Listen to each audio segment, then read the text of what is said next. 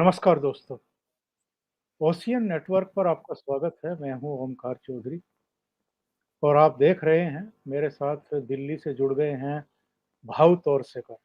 भाऊ, बहुत स्वागत है आपका। नमस्कार, नमस्कार।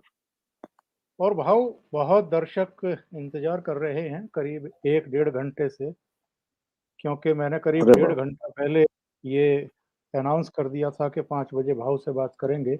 और चूँकि आज बड़ा दिन है, बड़ा दिन इस हुँ, मायने में है कि पिछले करीब-करीब 1 साल से 3 कृषि कानूनों के खिलाफ दिल्ली के चारों तरफ बैठे हुए जो किसान हैं, जिनको हम आंदोलनजीवी कहते रहे हैं और क्यों कहते रहे हैं, ये भी हम बताते रहे हैं।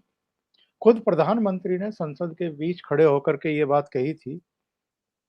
आंदोलनजीवी शब्द उन्होंने ही दिया था। तो भाऊ, मोदी ने आज जो ऐलान किया है 3 कृषि कानून वापस लेकर के, उनके बहुत सारे समर्थक कन्फ्यूज़ हैं कि ये क्या हुँ। कर दिया। उन्हें समझ नहीं आ रहा कि रोएँ या हँसें। और वो ये भी कह रहे हैं कि ऐसा आखिर फैसला क्यों किया मोदी जी ने, जो बहुत सारे लोगों के गले के नीचे से नहीं उतर रहा है।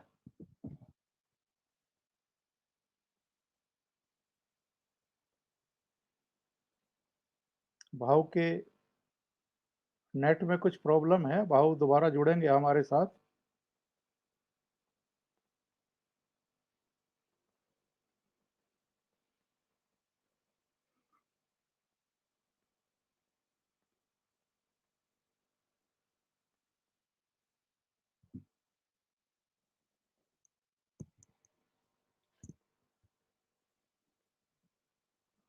1 मिनट भाऊ का इंतज़ार कर लेते हैं।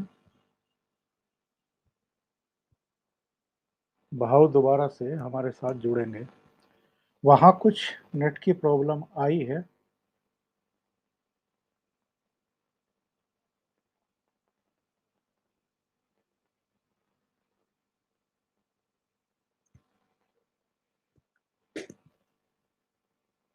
बहुत सारी टिप्पणियाँ एक्चुअल में लोगों की आ रही हैं इसको लेकर के। हर व्यक्ति अपनी तरह प्रधानमंत्री नरेंद्र मोदी के इस फैसले को परिभाषित कर रहा है और उसका अंदाजा भी लगा रहा है कि एक्चुअल में ऐसा क्या हुआ है कि जिसकी वजह से उनको ये डिसीजन लेना पड़ा है। ऐसा डिसीजन जिसको वो लेने को तैयार दिख नहीं रहे थे। पार्लियामेंट का भी उनका अगर वो भाषण आप याद करें, जो राष्ट्रपति के अभिभाषण पर धन्यवाद प्रस्ताव का जवाब देते हुए उन्होंने दिया था, तो उन्होंने कहा था कि हमारी सरकार 88% जो इस देश के लघु, सीमांत और मझोले किसान हैं, उनको ध्यान में रख कर के ये लेकर के आई है। और ऐसे कई मौके आए थे जब प्रधानमंत्री ने ये स्पष्ट किया था कि ये कानून वापस नहीं होंगे। सुप्रीम कोर्ट में भी ये मसला गया हुआ था। आप जानते हैं कि सुप्रीम कोर्ट में भी इनको अनिश्चित काल के लिए स्थगित कर दिया गया था। और अभी हाल ही में एक मोनिका अग्रवाल जो नोएडा की लेडी थी, उनके याचिका पर सुनवाई करते हुए भी सुप्रीम कोर्ट ने इस पर कड़ी टिप्पणी की थी कि जब हमने कृषि कानूनों को स्थगित कर रखा है, तो कृषि कानूनों के खिलाफ ये आंदोलन क्यों जारी है? और इन आंदोलनकारियों को भी सुप्रीम कोर्ट ने नोटिस इश्यू किए थे, लेकिन अभी उनके जवाब आने बाकी थे। और इस बीच आज प्रधानमंत्री नरेंद्र मोदी ने राष्ट्र को संबोधित करते हुए ये बड़े फैसले का ऐलान कर दिया कि सरकार 3 कृषि कानून वापस ले रही है और जो अभी शीतकालीन सत्र शुरू हो रहा है 29 नवंबर से, उसमें इसकी संवैधानिक प्रक्रिया शुरू हो जाएगी। जी भाऊ, हम ये कह रहे थे कि जो मोदी के समर्थक हैं, वो बड़े कन्फ्यूज़ हो गए हैं। उन्हें समझ नहीं आ रहा है कि वो क्या करें? हँसे, रोएँ, क्या करें? नहीं देखिए, एक बात होता है जो समर्थक होते हैं, भक्त होते हैं उनमें एक बात ये हो जाती है कि हमारा नेता कभी गलती नहीं करता। तो जब ये मोदी ने 1 साल से ये मोदी जी ने पीछे नहीं लिया, तो उसका एक ईगो बन गया, हौवा बन गया। लेकिन राजनीति में एक बात हमेशा समझनी चाहिए कि समय पर आपको लचीला भी होना पड़ता है। बहुत सारी जो बातें हैं जो अब मुझे भी थोड़ी बहुत जानकारी है, इनपुट्स है, लेकिन ऐसी बातें कि मैं बोल नहीं पाऊँगा। क्योंकि जिनके लिए मैं बोलूँगा, वो समझेंगे कितना इसका तो मुझे पता नहीं, लेकिन देश के दुश्मन होते हैं उनको समझ में आता है, कि मैं क्या बोल रहा हूँ। तो इसलिए कुछ बातें बोली नहीं जाती। प्रधानमंत्री को हमारा इनपुट तो बहुत छोटा होता है। प्राइम मिनिस्टर का इनपुट तो बहुत बड़ा, हमसे समझो 10,000 50,000 गुना बड़ा होता है। उनको डायरेक्टली इम्पैक्ट क्या होगा, ये मालूम होता है। तो ये अचानक नहीं हुआ है, अचानक नहीं हुआ है। इसके पीछे बड़े कारण हैं, बड़े कारण हैं जो दिखाई नहीं देते। आपको मैं एक पुरानी याद दिला दूँ, अगर ये लचीलापन 83, 82 में इंदिरा जी दिखाती, तो बहुत कुछ हमारी हिस्ट्री बदल जाती। तो बस इतना ही, इससे ज़्यादा नहीं बोलूँगा क्योंकि ये बोलना अभी गलत है। इस समय बोलना गलत है। और एक ही आपको उसमें और धागा दे दूँ कि उस वक़्त जो अमृतसर के गोल्डन टेम्पल में जो कार्रवाई, आर्मी की कार्यवाही हुई थी, उसके बाद कितना माहौल बिगड़ा था आपको मालूम होगा। तो उस वक़्त जिसने बहुत बड़ा रिस्की काम किया था, वही इंसान आज हमारे देश का सिक्योरिटी एडवाइज़र है। तो इसलिए मैं इतना ही बोलूँगा, इससे ज़्यादा नहीं बोलूँगा कि हमें कुछ बातें समझनी चाहिए कि हमारा ईगो इतना बड़ा नहीं होना चाहिए कि उसके सामने देश छोटा हो जाए, यानी देश का हित वगैरह ना देखकर हम अपना पॉलिटिकल ईगो चलाएं।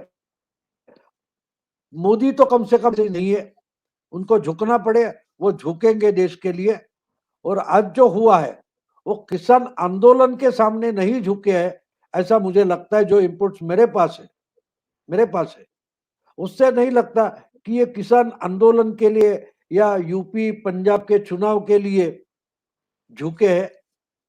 तो बात बिल्कुल बहुत गहरी है, जो अभी हम बोल नहीं सकते। हाँ, जो कन्फ्यूज़ है उनके लिए बोलूँगा, आपको एक मानना पड़ेगा कि नरेंद्र मोदी कोई भगवान नहीं है। उनको भी इंसान जैसा ही काम करना पड़ता है।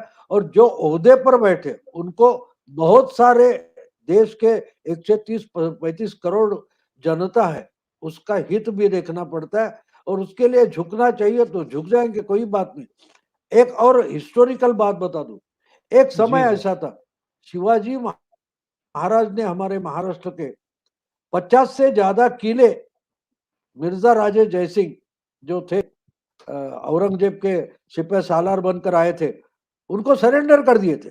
क्योंकि उनको और लड़ाई लड़ना उस वक्त के लिए ठीक नहीं था। बाद में सब बाजी पलट गई, लेकिन उस वक्त तो फिर क्या वो सरेंडर हो गए? नहीं, बिल्कुल नहीं।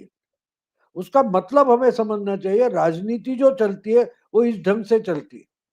कुछ वक्त लचीला होना पड़ता है। और एक मेरा ख्याल है नेपोलियन का एक वचन है, उन्होंने कहा है कि कब लोमड़ी की चमड़ी पहनना और कब शेर की चमड़ी पहनना मैं बिल्कुल अच्छी तरह से जानता हूँ। ये दुनिया का सबसे बड़ा जो सेनानी माना गया है, वो नेपोलियन ने कहा था।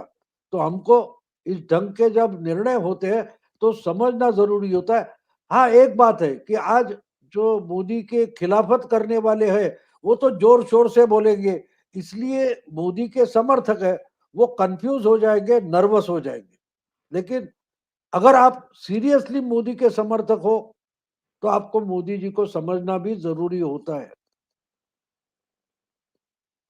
भाऊ, अगर हम प्रधानमंत्री मोदी के भाषण को ध्यान से सुने और पढ़ें, तो उन्होंने कुछ ऐसी बातें इशारे-इशारे में कही भी हैं, जिनकी तरफ आप ध्यान आकृष्ट कर रहे हैं।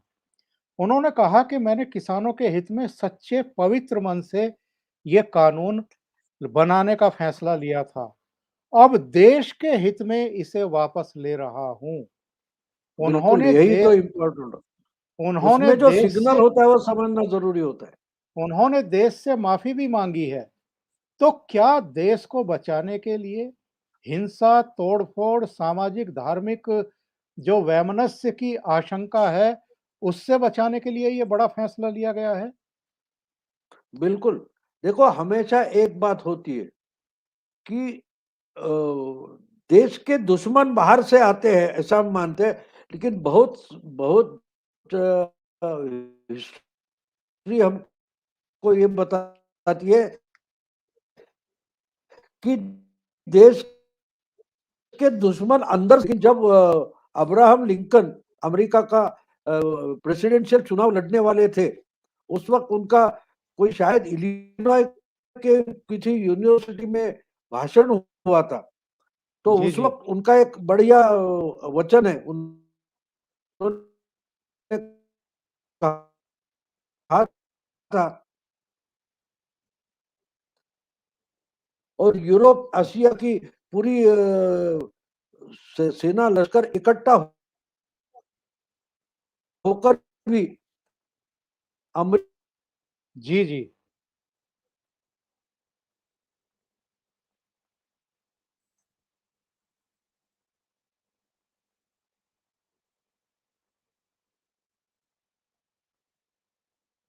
लगता है भाव के यहाँ थोड़ी-सी प्रॉब्लम है। भाव फिर से जुड़ेंगे, तब तक थोड़ी बात कर लेते हैं। एक्चुअल में जिस पर मैं भाव से भी बात करने वाला हूँ, हम लोग बहुत सारी चीज़ों पर उतना बारीकी से ध्यान नहीं देते हैं जितना देना चाहिए। 13 नवंबर को राष्ट्रीय सुरक्षा सलाहकार अजित डोभाल हैदराबाद में थे। एक कार्यक्रम में उन्होंने संबोधन किया था और उनके शब्द क्या थे, भाव फिर जुड़ गए हैं। इस पर मैं फिर से आता हूँ। भाव अपनी बात पूरी कर ले, उसके बाद आगे बढ़ेंगे। जी भाऊ, आप अपनी बात पूरी करिए। तो उस वक़्त तो अब्राहम लिंकन ने जो कहा था वो हर देश के लिए, हर समाज के लिए लागू होता है। उन्होंने उस वक़्त यानी 150 साल पहले की बात है, उस वक़्त उन्होंने बताया था कि नेपोलियन जैसा सेनानी हो और यूरोप का पूरा खजाना उनके हाथ में हो और एशिया अफ्रीका की सब सेनाएं इकट्ठी होकर भी चाल करके आ जाएगी तो भी वो अमेरिका की जमीन पर पांव नहीं रख पाएंगे, ओहायो नदी का एक घुट पानी नहीं पी सकेंगे जब तक हम अपनी स्वतंत्रता मजबूत रखना चाहते तब तक अमेरिका कोई धोखा नहीं है, इस देश को कोई भी धोखा नहीं। हाँ, तो इस देश का विनाश कब आएगा इसकी भी मैं भविष्यवाणी जी, जी। करता हूं। लिंकन ने कहा है कि हमारा अगर विनाश होना है तो विनाश करने वाला हम में से ही एक पैदा होगा जो अमेरिका की स्वतंत्रता का विनाश करेगा। मतलब यह है कि देश के बाहर के जो दुश्मन होते हैं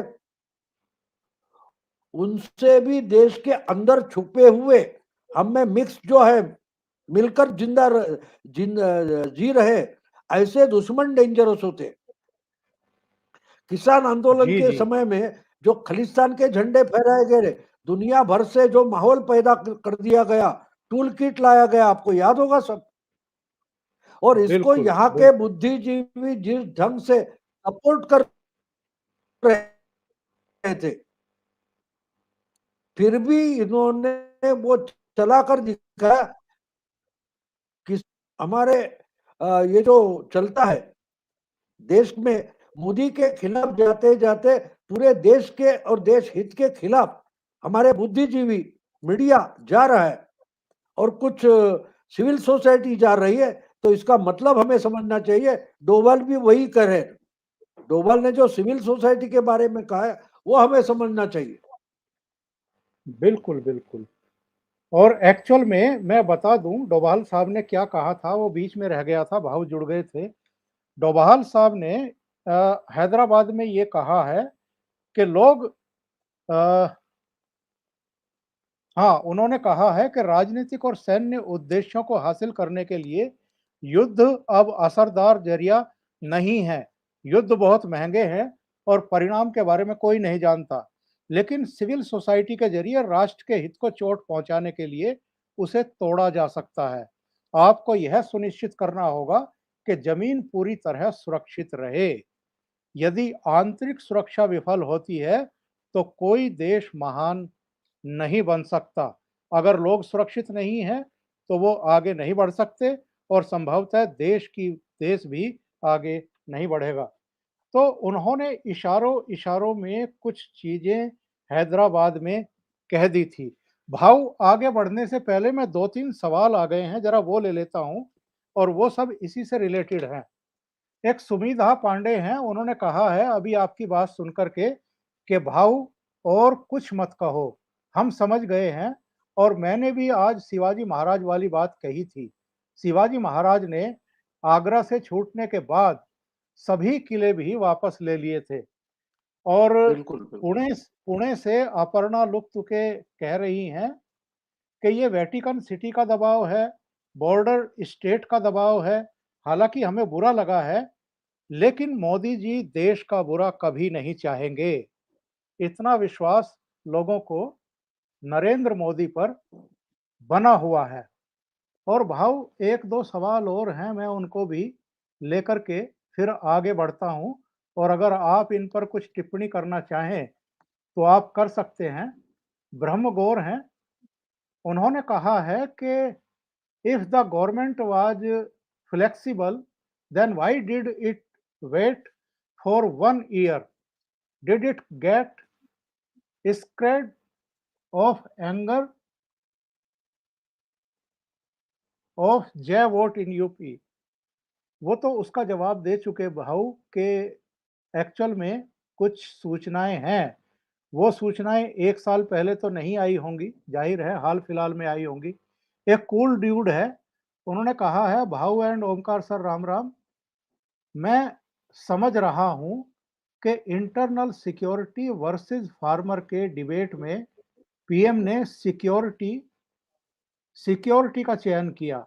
बट भाऊ आपको नहीं लगता कि ये फेक किसान आंदोलन को सरकार ने बहुत समय दे दिया पनपने के लिए?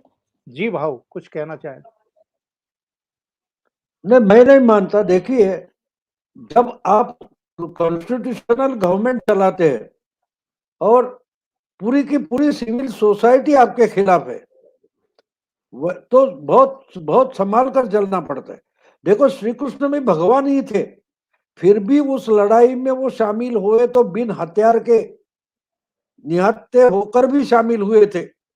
और उन्होंने बोला तो मैं तो हथियार हाथ में नहीं लेने वाला, आपको याद होगा। तो उसका भी कोई कारण था। शिशुपाल के लिए उन्होंने बोला था कि मैंने अगर वरदान दिया है तो उनके 100 अपराध होने चाहिए, तब तक मैं कुछ नहीं कर सकता। तो ये जो कल्चर जो होता है, सुसंस्कृतता क्या होती है, सुसंस्कृत होता है उसको सब रूल्स चलाने पड़ते हैं। अब अजमल किसाब को दुनिया ने देखा, ये गोली गोली दाग कर सैकड़ों लोगों को मार डाला, फिर भी हम कानून मानते हैं। तो हमने 2-3 साल जाकर उसको कानून अपराधी तय किया और बाद में फांसी लटकाया। पहले दिन भी फांसी लटका सकते थे, सामने मिल गए उसको गोली डाल कर मार सकते थे, फिर भी नहीं मारा। तो हमें यह समझना जरूरी है कि मोदी जी से आप क्या एक्सपेक्ट करते हो। मोदी जी अगर कॉन्स्टिट्यूशनल गवर्नमेंट चला रहे तो वो महाराष्ट्र के विकास आघाड़ी जैसे इसको अरेस्ट करो, उसको उठाओ, उसको अंदर डालो और कोर्ट से थप्पड़ खाओ, इस ढंग से मोदी जी गवर्नमेंट नहीं चलाते। मोदी जी के सपोर्टर है, उनको भी लगता है क्यों नहीं उद्धव ठाकरे जैसा, ममता बनर्जी जैसा गवर्नमेंट मोदी चलाते। तो वो फर्क हमें समझना चाहिए। मोदी उनकी जैसी गवर्नमेंट नहीं चलाएंगे। मोदी जी कॉन्स्टिट्यूशन से बांधिल है और वो वैसे बंधे रहना चाहते हैं, क्योंकि एक दिन की राजनीति ममता करेगी, कितने दिन चलेगी। उद्धव ठाकरे की सरकार जो है वो कितने दिन चलने वाली है। लेकिन अपनी लोकप्रियता पर मोदी जी दोबारा चुनकर दिखा दिया था कि मैं कॉन्स्टिट्यूशन से गवर्नमेंट चलाता हूं। तो हम जब बोलते हैं कि क्यों नहीं उनको उखाड़ कर फेंक दिया, दिखने में आसान होता है, लेकिन उनको तो गोली चलानी चाहिए थी। किसान आंदोलन वाले मुर्दों की राजनीति करना चाहते। अगर मोदी जी कानून का हथियार उठाते तो वही तो चाहिए था। देखिए अब ये कानून निकाले गए, हटाए जाएंगे, उसके बाद किसान की जो हालत होगी उसका जवाब शरद पवार जी को देना पड़ेगा, राहुल जी को देना पड़ेगा, कांग्रेस को देना पड़ेगा। इतनी आसान बात नहीं है। राजनीति बहुत, एक देश की राजनीति जो होती है वो कम से कम 40-50 साल की होती है। एक पार्टी की राजनीति 10-15 साल की होती है, इंडिविजुअल की राजनीति 5 साल की होती है। तो मोदी जी बीजेपी की राजनीति अगले 30-40 साल सोचकर चला रहे। इसलिए प्रशांत किशोर ने क्या बोला था, आप कुछ भी करो, अगले कम से कम कुछ दशक यानी 35 से 30-40 साल तक अब बीजेपी ही सेंटर पॉइंट रहेगी। तो उसका मतलब समझना चाहिए। इतने ब्लैक तो ब्लैक ने, व्हाइट तो व्हाइट नहीं होता राजनीति। अब कल परसों हमारा पाकिस्तान से कुछ हार गए थे हमारी टीम, विराट कोहली की, तो क्या क्रिकेट छोड़ दिया गया? नहीं, फिर से चालू हो जाएगा। तो ये होता रहता है, कभी हार होती है, कभी जीत होती है। और लड़ाई एक टप्पा होता है, एक पड़ाव होता है, युद्ध चलता रहता है। तो ये जो युद्ध चल रहा है उसमें एक पड़ाव ऐसा आया है को मोदी जी को बैकफुट पर जाना पड़ा है और देश हित के लिए जाना पड़ा है। मैं एक मानता हूं कि चुनाव के लिए ये नहीं हुआ है, ये मैं बुरी खातरी से कर सकता हूं। मुझे भरोसा है कि मोदी जी ने यह चुनाव के लिए नहीं किया है। मोदी जी को आज भी पक्का मालूम है कि यूपी वो अपनी लोकप्रियता पर जीत लेंगे। हाँ, ये चर्चा चलेगी। जो आंदोलन सिर्फ हरियाणा, पंजाब और पश्चिमी उत्तर प्रदेश के लिए सीमित है, उसके लिए इतना बड़ा डिसीजन नहीं लिया जाता, नहीं लिया जाता। ये आप समझ लो। हमारे महाराष्ट्र में हो, बिहार में हो, बंगाल में हो, तमिलनाडु में हो, कहीं भी किसान आंदोलन इस कानून के खिलाफ नहीं था। तो देश का प्रधानमंत्री झुककर माफी मांग रहा है, तो वो आंदोलन करने वालों की माफी नहीं मांग रहा है।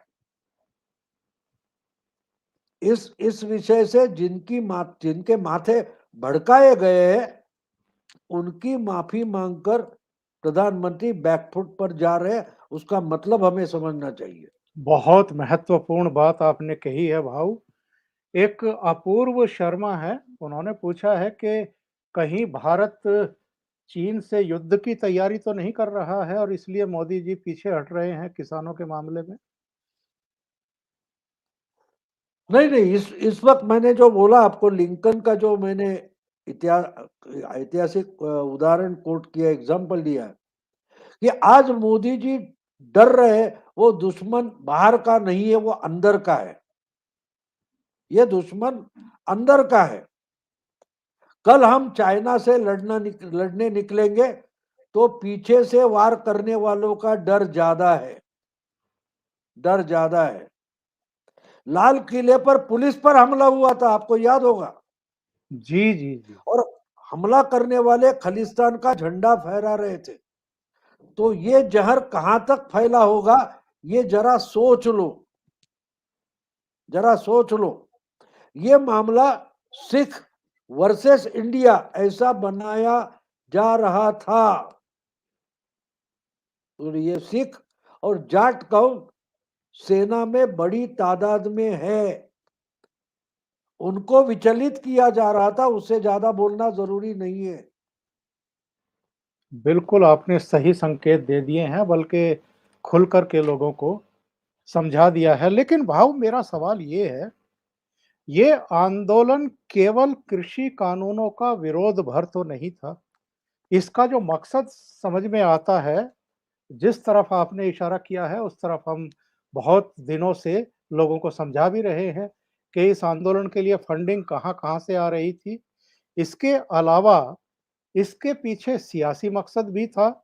कांग्रेस से लेकर के आम आदमी पार्टी, अकाली दल और जो कनाडा में बैठे हुए, यूएस और यूके में बैठे हुए लोग हैं, उनके अपने कुछ सियासी मकसद थे। इसके अलावा एक बात ये भी समझ में आती है, जिस तरीके से पार्लियामेंट को बाधित किया जाता रहा है, पिछले साढ़े 7 साल में पार्लियामेंट के बाहर हंगामे किए जाते रहे हैं। विमुद्रीकरण हो, जीएसटी हो, सीएए हो, कृषि कानून हो, हर सुधार का, हर तरक्की पसंद फैसले का जिस तरीके से विरोध हुआ है, उसके पीछे भी ऐसा लगता है कि भारत के बढ़ते हुए कदमों को रोकने की कोशिशें और साजिशें की जा रही हैं।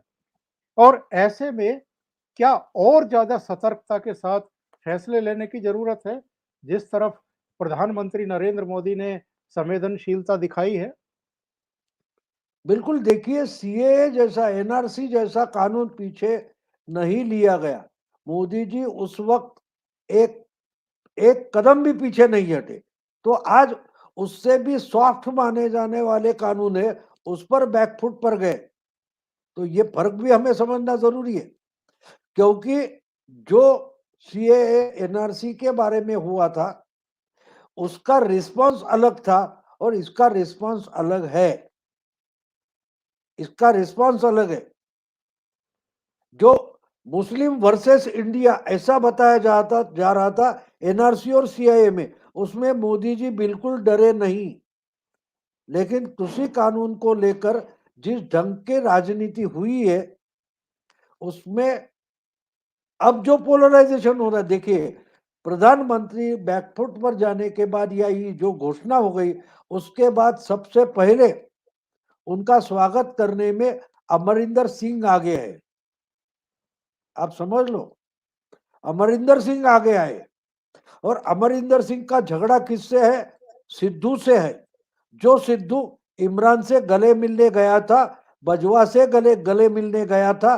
तो इसमें जो कुछ समझना है वो समझना बिल्कुल जरूरी है कि कौन प्रधानमंत्री का स्वागत करने आगे आया है, जिसका नाम अमरिंदर सिंह है, जो पुराने फौजी है, जो सिद्धू के पाकिस्तान प्रेम से विचलित थे।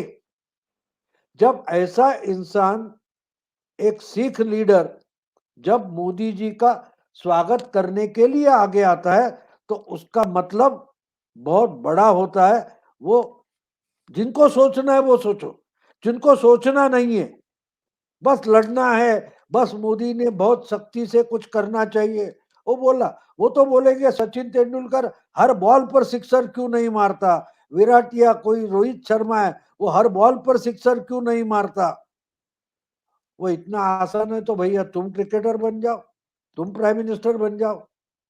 ये बातें इतनी आसान नहीं होती, निमिता इसलिए वो चक्रवर्ती हैं समझना जरूरी है। हाँ, निमिता चक्रवर्ती हैं, वो कह रही हैं राकेश टिकैत अब भी बोल रहे हैं कि प्रोटेस्ट विल कंटिन्यू। इस अनाउंसमेंट का क्या मतलब है? और अपर्णा लुकतुके ने एक और बात कही है। उन्होंने कहा है कि भई अगर ये कंटिन्यू करते हैं आंदोलन, जिदमारी करते हैं तो यूएपीए क्यों ना लगाया जाए इन पर? और एक अमित दुसाने हैं, वो कह रहे हैं कि क्या ये डिसीजन मोदी जी को आने वाले इलेक्शन में हरा देगा?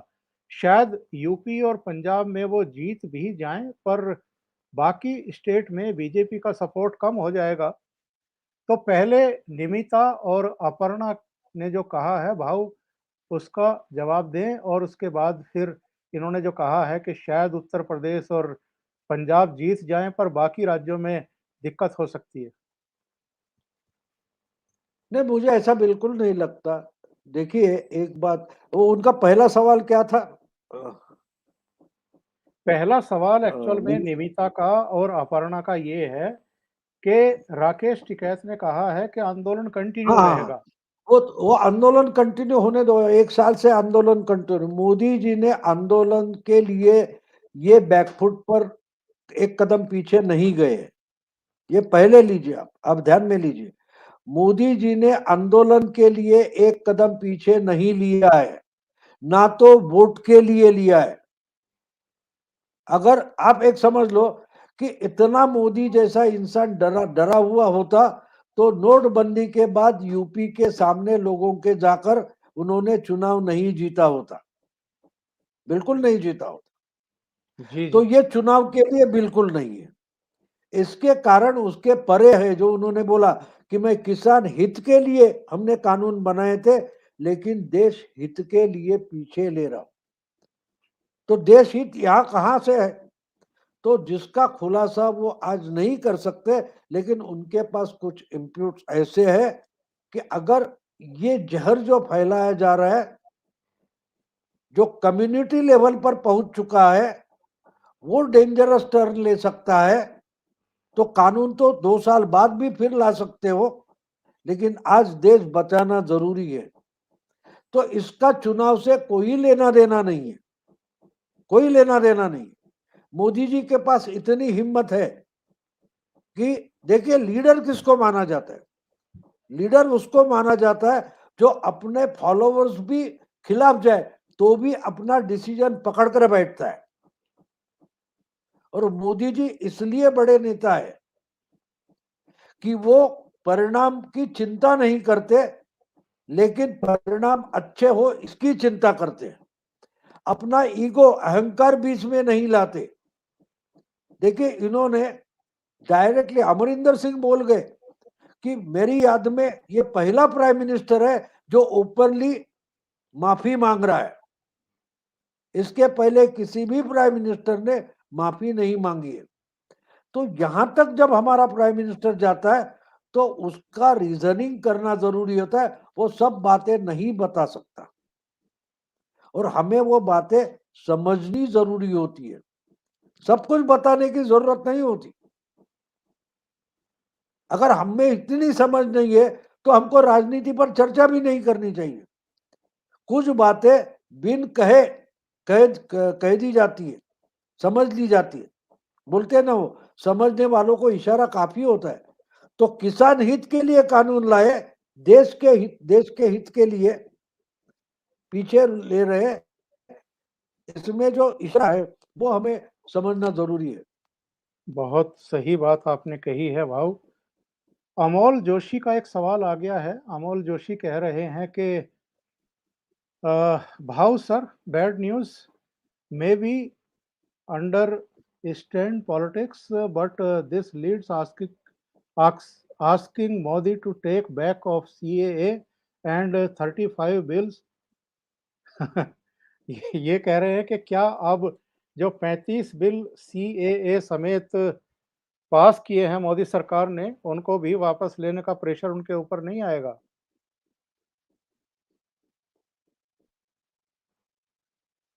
जी भाऊ, आपको आवाज़ सुनाई पड़ रही है?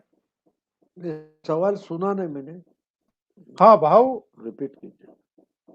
भाऊ, एक जोशी हैं, उन्होंने अमोल जोशी हैं, उन्होंने ये कहा है कि ये उनके हिसाब से खराब खबर है, खराब संकेत हैं और जो अब तक 35 कानून सीएए समेत मोदी सरकार ने बनाए हैं, अब उनकी वापसी के लिए भी प्रेशर बिल्डअप नहीं किया जाएगा क्या?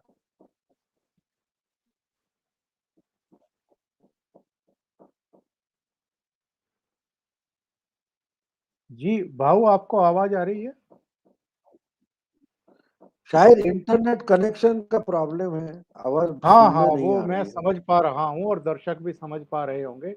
उनका सवाल ये था कि अब तक जितने कानून पास किए हैं मोदी सरकार ने, सीएए समेत, अब उनको भी वापस लेने के प्रेशर बढ़ने शुरू हो जाएँगे।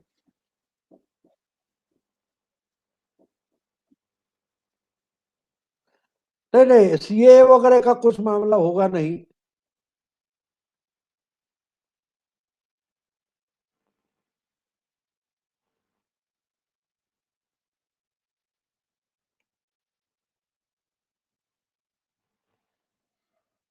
भाव के यहाँ आज थोड़ी-सी नेट की प्रॉब्लम है, लेकिन इतनी भी खराब नहीं है। बार-बार वो जुड़ भी रहे हैं और अपने विचार भी व्यक्त कर रहे हैं, और मुझे लगता है कि फिर से वो जुड़ जाएँगे। और मेरे पास आज बहुत सारे सवाल हैं उनके लिए, और ये सब सवाल मुझे मिले हैं आप लोगों की तरफ से ही। तो एक-एक करके मैं आप सबके सवाल बस लेने की अब कोशिश कर रहा हूँ। पहले बोल दूं, जी, जी, भाऊ। सीए का मामला अलग है और आंदोलन का मामला अलग है। आंदोलन के कारण मोदी जी ने ये कदम नहीं उठाया है, ये हमें समझना जरूरी है। इससे ज्यादा बोलना मेरे नहीं है, क्योंकि जो बातें हमारे दुश्मन को नहीं समझनी चाहिए, उनको समझाने को आप मुझे बोल रहे हो, मैं नहीं समझाऊंगा। अगर मोदी जी के समर्थक, देश हित के समर्थक समझना नहीं चाहते तो ना समझे, लेकिन जो इंफॉर्मेशन हमारे पास आज है वो अगर हम बोल देते हैं, वो इंफॉर्मेशन हमारे दुश्मन के काम की है। जी, जी। दुश्मन के ऐसी बातें जो होती है वो प्रेस कॉन्फ्रेंस लेकर नहीं बताई जाती, नहीं बताई जाती कि हम आज एक कदम पीछे क्यों जा रहे हैं। ये राहुल गांधी पूछेंगे, संजय राउत पूछेंगे और हम जवाब देंगे, बिल्कुल नहीं देना चाहिए। हाँ, उसके परिणाम आपको आगे चलकर दिखाई देते हैं और वहां तक हमको रुकना चाहिए। देखिए एक बात बता दूं, लद्दाख में 1.5 साल पहले जो हुआ था, जून 2020 में, तो कर्नल संतोष बाबू बिना हथियार के लड़े थे। 20-22 जवान हमारे शहीद हो गए थे, लेकिन उससे चाइना के बारे में जो परसेप्शन था वो पूरा का पूरा चेंज हो गया। उस वक्त क्या बोला गया था, क्या हमारी जमीन हड़प ली, हमारी जमीन काबिज कर दी, हम चुप बैठे, हमारे जवान मारे गए, क्या क्या बोला गया था। आज चीन पीछे हट गया है, पूरी दुनिया के चीन के दुश्मन इकट्ठा हो रहे, तो परिणाम देखना पड़ता है। आज राहुल गांधी और अपोजिशन वाले तो चिल्लाते ही रहेंगे। हमको हमको ध्यान रखना चाहिए कि हम किस पर भरोसा करते हैं। हमारे अपने पर भरोसा करेंगे या हमारे खिलाफ जो है उन पर भरोसा करेंगे। हाँ, जो खिलाफ बोल रहे हैं उनको भी समझना जरूरी है, लेकिन उन पर भरोसा करना कितना सही होगा ये सोचना जरूरी है।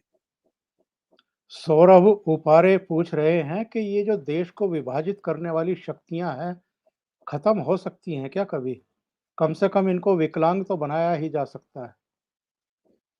बिल्कुल, मैं एक बता दूं आपको कि हमारे हाथ के जो नाखून है वो उखाड़ तो नहीं फेंक सकते, समय समय पर हम काट लेते हैं, क्योंकि उनकी उपयुक्तता भी होती है, लेकिन उससे भी ज्यादा बढ़ गए तो हमें वो जख्म भी कर सकते हैं। तो कानून, अब नाखून काटना या बाल काटना, बाल उखाड़ कर तो नहीं फेंक सकते ना, तो ये हमें समझना जरूरी है। क्यों नहीं उखाड़, ऐसा नहीं होता। आप एक जो देश विरोधी तत्व है वो खत्म कर दोगे, दूसरा ऊपर कराएगा। ये हजारों सालों से चालू है। शिवाजी महाराज किससे लड़ रहे थे, पृथ्वीराज चौहान किससे लड़ रहे थे, तो ये तो पनपते रहते हैं। 50 साल पहले तो कोरोना नहीं था, आज कोरोना आ गया, लेकिन 50 साल पहले जिंदगी अच्छी थी, निरोगी थी, ऐसी तो नहीं है बात। तो ये तो होते रहता, उसका बंदोबस्त करते रहना, यही तो जिंदगी है, यही तो जिंदगी है। और दुश्मन हमारे घर में ही पैदा होते हैं, उनको जब कंट्रोल नहीं किया जाता, वो बेकाबू हो जाते हैं, तो बाहर के दुश्मन से लड़ना मुश्किल हो जाता है। इसके लिए कभी कभी अंदर के दुश्मन को कंट्रोल करने के लिए एक कदम पीछे हटकर बाहर के दुश्मनों को नजरअंदाज करके अंदर के दुश्मनों से लड़ना पड़ता है। बहुत सही बात। भाऊ एक और सवाल, एक महत्वपूर्ण सवाल है कोल्ड ड्यूड का। उनका कहना है कि भाऊ बट आपको नहीं लगता कि ये फैसला देश में अनार्की प्रमोट करेगा? जिसको बात मानना हो, रोड ब्लॉक मनवाना हो, वो रोड ब्लॉक करके बैठ जाए। मोदी जी का इंटेंशन अलग हो, बट जो अनार्किस्ट हैं उनका कॉन्फिडेंस तो बढ़ेगा।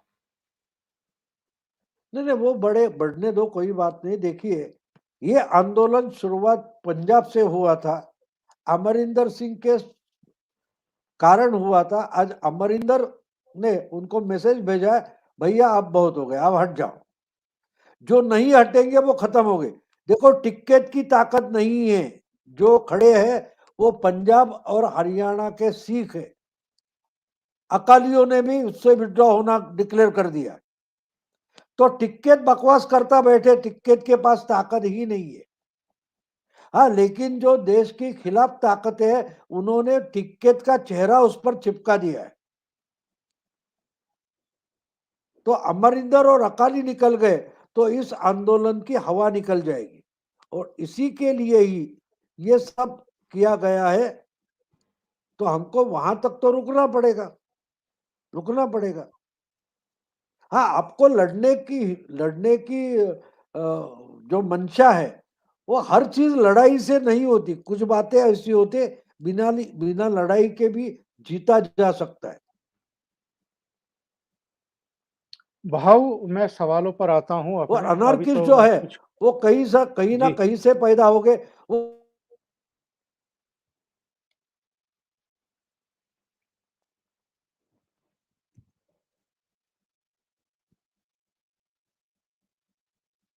जी भाव, आपको आवाज आ रही है?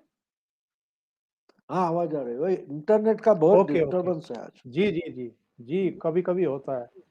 तो मैं अपने सवालों पे लौटता हूँ। अभी तक तो मैं दर्शकों के सवाल ले रहा था बीच में। मेरा सवाल ये है कि अभी हाल में शरद पवार ने डायरेक्ट इनडायरेक्ट वे में प्रधानमंत्री को धमकी दी।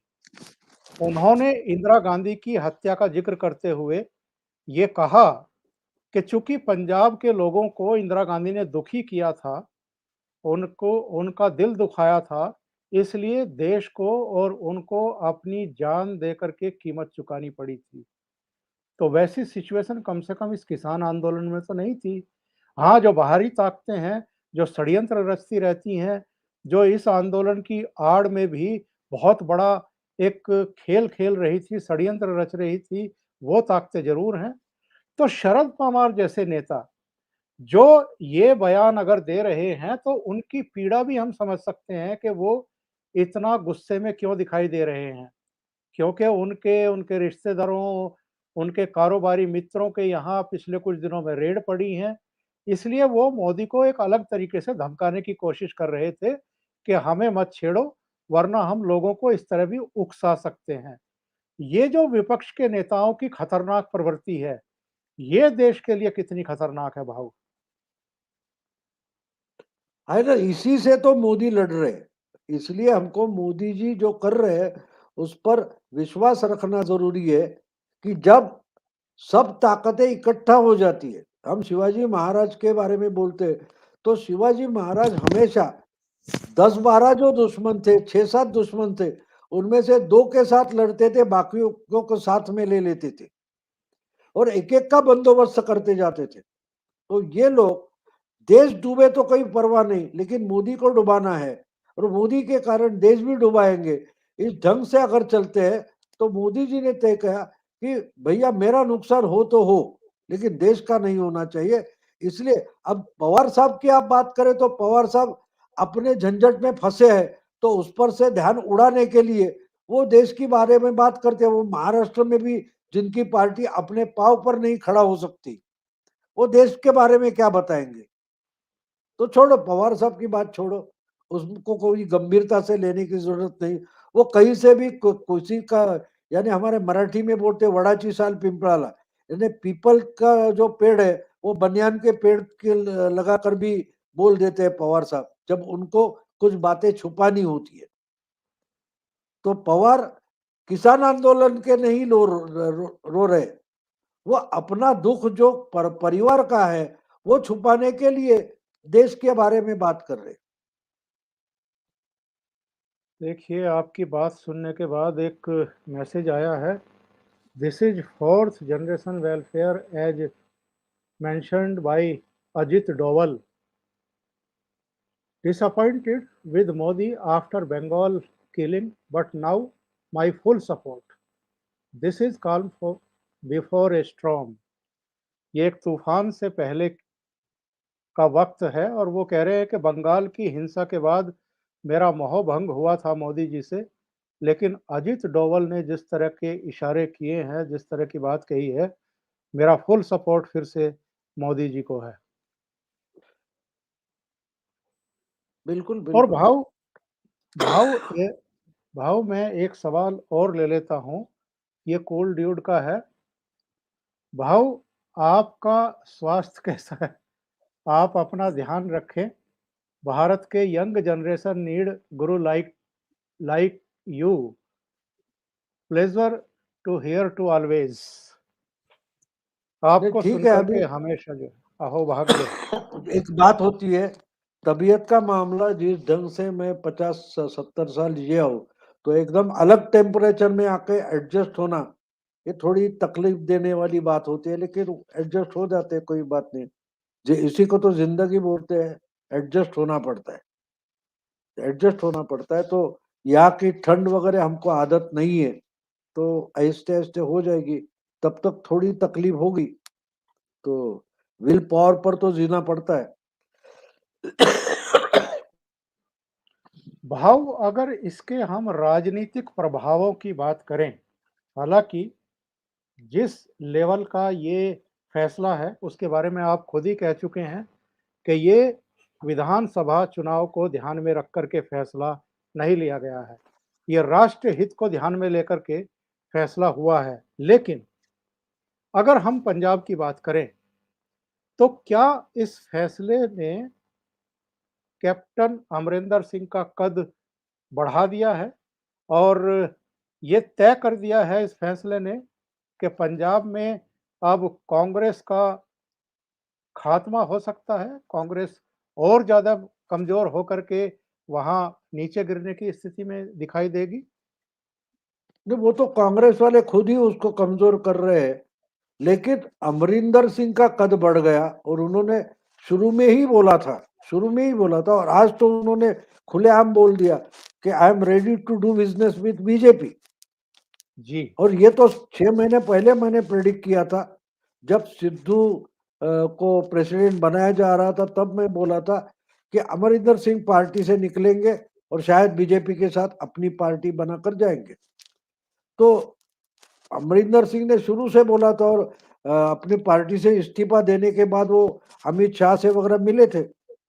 तो एक साथ उन्होंने एक बात की, आपको ध्यान में रखना पड़ेगा जी, कि अमरिंदर सिंह जो है, उनकी ताकत बढ़ाने की कोशिश मोदी जी ने की है, और शायद मुझे लगता है कि अगर इसमें पॉलिटिक्स है, तो उतना ही है कि पंजाब में या यूपी में बीजेपी का क्या होगा मालूम नहीं, लेकिन पंजाब में अमरिंदर जैसा स्ट्रांग नेशनलिस्ट नेता बड़ा होना चाहिए, और उसको आगे आना चाहिए, और उसको ताकत मिलनी चाहिए। इसके लिए मोदी जी ने ये कदम उठाया, ऐसे मुझे लगता है। यानी अगर पॉलिटिकल उसका कोई कारण है, तो अमरिंदर को ताकत देने का ही कारण हो सकता है।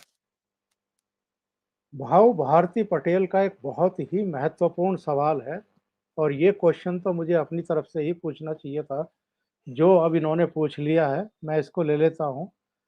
वो कह रही हैं कि अब गरीब किसानों का क्या होगा, जिनके लिए ये 3 कानून लाए गए थे?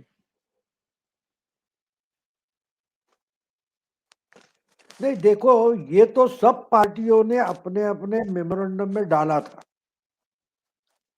अपने मैनिफेस्टो में हर पार्टी का था ना, कांग्रेस का था, कांग्रेस का भी था। लेकिन जबकि मोदी के खिलाफ जाना है, तो उसका एक आंदोलन बनाया गया। कांग्रेस था, एनसीपी का था, हर एक का था। और इस पर तो आप कपिल सिब्बल राज्यसभा में जोर शोर से बात भी कर चुके हैं, लेकिन बिल्कुल, जाके मोदी ने लाया, तो बस मोदी का खिलाफत कर दो। तो था अच्छा कानून है, और लोगों को आहिस्ता इसका पता चलेगा, तब लोग ही किसान आंदोलन के, यानी किसानों के नेता जो है, इनके खिलाफ बोलने लगेंगे। मंडी व्यवस्था टूटनी चाहिए, ये जितना जरूरी है, वो तो किसान अपने अपने तहसील में और डिस्ट्रिक्ट में बोलने लगेंगे, करने लगेंगे, और लोकल लेवल पर आंदोलन चलेगा। अब ये सरदर्द जो स्टेट लेवल के बिगर बीजेपी गवर्नमेंट है, उनका सरदर्द बन जाएगा। अगर राजनीति इसमें है, तो वो है कि अब इसका इसका सामना जो है, वो महाराष्ट्र में उद्धव ठाकरे को करना पड़ेगा, बंगाल में ममता को करना पड़ेगा, क्योंकि मंडी सिस्टम किसानों का एक्सप्लॉयटेशन, शोषण करती है, ये तो बात जाहिर है। और उससे निकलने के लिए ऐसे कानून की जरूरत थी, लेकिन इन्होंने अगर कर दिया है तो मोदी ने वो सब चीज ही निकाल दी। अब लड़ो अपने अपने। भाव जिस आंदोलन को ये लोग शांतिपूर्ण अहिंसक आंदोलन बताने पर तुले हुए थे, उस आंदोलन के दौरान लाल किला भी हुआ है, लखीमपुर खीरी भी हुआ है, हरियाणा भी हुआ है। हरियाणा में लगातार 11-12 महीने तक यहाँ तक कि चीफ मिनिस्टर के हेलीपैड को खोद दिया गया, उनका मंच तोड़ दिया गया, हमेशा उनको काले झंडे दिखाए गए, उग्र प्रदर्शन किए गए, जगह-जगह टकराव की नौबत पैदा की गई। सिंघू बॉर्डर पर हमने देखा कि 35 साल के एक दलित युवक को तलवारों से काट दिया गया, बेअदबी का बहाना बना करके। टीकरी बॉर्डर पर टकराव हुआ। यहाँ गाजीपुर में भी यही हुआ, बल्कि टीकरी बॉर्डर पर एक 25 साल की बंगाल की युवती के साथ गैंग रेप हुआ, सड़कें जाम की गई, लोगों को परेशान किया गया, दिल्ली वालों के एक तरीके से मतलब जो मौलिक अधिकार हैं, उनका दमन किया गया। और गणतंत्र दिवस पर जो हमारा राष्ट्रीय पर्व है, जिस पर राजपथ पर हमारी आन-बान शान के प्रतीक हमारे जो रक्षा तैयारियाँ होती हैं, उनका प्रदर्शन होता है, अलग-अलग राज्यों की झाँकियाँ निकाली जाती हैं। उसी दिन इन्होंने जिद करके ट्रैक्टर रैली निकाली और जो अंडरटेकिंग देकर के इन्होंने कहा था कि 3 रोड पर हम निकालेंगे और उन पर 5 लोगों से फालतू नहीं बैठेंगे ट्रैक्टर पर, इन्होंने उसका अंडरटेकिंग का उल्लंघन किया। अब इन किसान नेताओं पर गंभीर मामले दर्ज हैं, हरियाणा में भी, दिल्ली में भी और दूसरी जगहों पर भी। तो राकेश टिकैत कह रहे हैं कि अभी आंदोलन खत्म नहीं होगा। एक तो एमएसपी चाहिए हमें, एमएसपी की गारंटी चाहिए, कुछ और माँगे हैं, कुछ और माँगों का हवाला दे रहे हैं। ये नहीं बता रहे हैं कि हम ये माँग करेंगे सरकार से कि ये मुकदमे वापस ले लो। क्या ये मुकदमे वापस होने चाहिए इनसे? नहीं तो वो मुकदमे वापस नहीं हो गए, आंदोलन चलता रहेगा। और आंदोलन की हवा निकल गई है अभी, जिसका कोई जान नहीं बची है उसमें। जिस दिन कानून वापस लिए गए, और ठीक है, पार्लियामेंट में वो औपचारिकता पूरे होने तक टाइम है, लेकिन उससे अब हवा निकल गई है। बाकी जो बकवास उनको करना है वो करे, क्योंकि राकेश टिकैत को हराने के लिए मोदी ने कुछ भी नहीं किया है। मोदी ने जो किया है वो देश हित में किया है, और वो होना चाहिए था, वो होगा। कानून वापस आ जाएंगे, कोई बड़ी बात नहीं है। जो ये सिख वर्सेस इंडिया बनाने की कोशिश थी, वो कमजोर की होनी चाहिए। वो कमजोर होने के बाद यही कानून वापस आने वाले हैं, ये आप पक्का गांठ बांध कर रख दो। बाकी टिकट क्या बोलते हैं उसको मैं बहुत उसकी दखल नहीं लेना चाहता। एक सवाल है, सीए प्रशांत सिंह बिष्ट कहते हैं कि जो राजा अपने मित्रों को पुरस्कृत नहीं कर सकता और अपने शत्रुओं को दंडित नहीं कर सकता, उस राजा का नष्ट होना तय है। क्या मोदी का यही फ्यूचर है? नहीं नहीं, ये क्या होता है, ये जो ऐसे तो ये जिस जमाने का है वो जमाना आज नहीं है, वो हमें समझना चाहिए।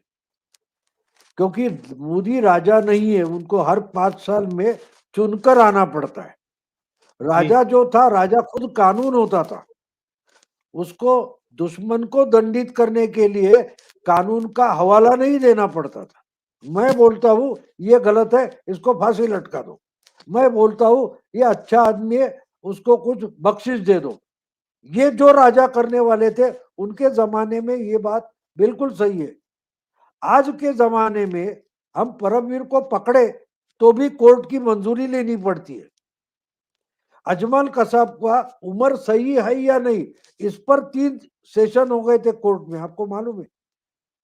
तो ये जो आपने निकाला, कोई चाणक्य वगैरह बोल कुछ होगा, तो वो उस जमाने का है जहां पार्लियामेंट की गवर्नमेंट नहीं थी। बिल्कुल सही है। एक चुटकी भरा सवाल आपके लिए है।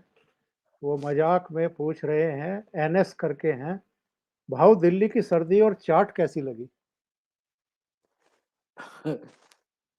सर्दी ने चाट मारा है, चाटा मारा है, अभी चाट खाई नहीं है। तो सर्दी का चाटा कम हो जाएगा तो जाके चाट देखेंगे, खाएँगे ज़रूर। भाऊ बहुत-बहुत धन्यवाद, आपने इतना समय निकाला और हमारे दर्शकों का मार्गदर्शन किया इस मुद्दे पर।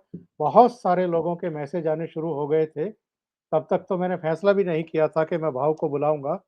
तो लोग सजेशन देना शुरू कर देते हैं कि इस घटना पर तो भाऊ को बुलाइए, भाऊ के विचार सुनने हैं। क्योंकि ये फैसला ऐसा था, सबको चौंकाया है मोदी जी ने, इसलिए लोग सुनना चाहते थे कि भाऊ क्या कहते हैं। तो भाऊ बहुत-बहुत नहीं, धन्यवाद आज आपका। आज आज का जो मैं आपको भी बोल दूँ कि ये जो एपिसोड हमने बनाया है और मैंने मराठी में भी बनाया है, जी, तो जी। ये सेव करके रखना चाहिए।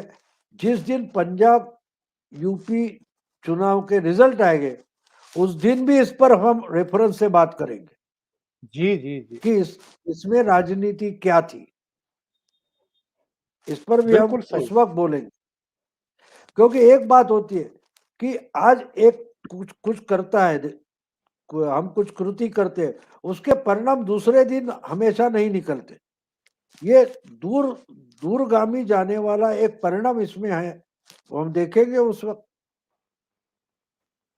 थैंक यू भाऊ, थैंक यू सो आज के मच। लिए नमस्कार। नमस्कार।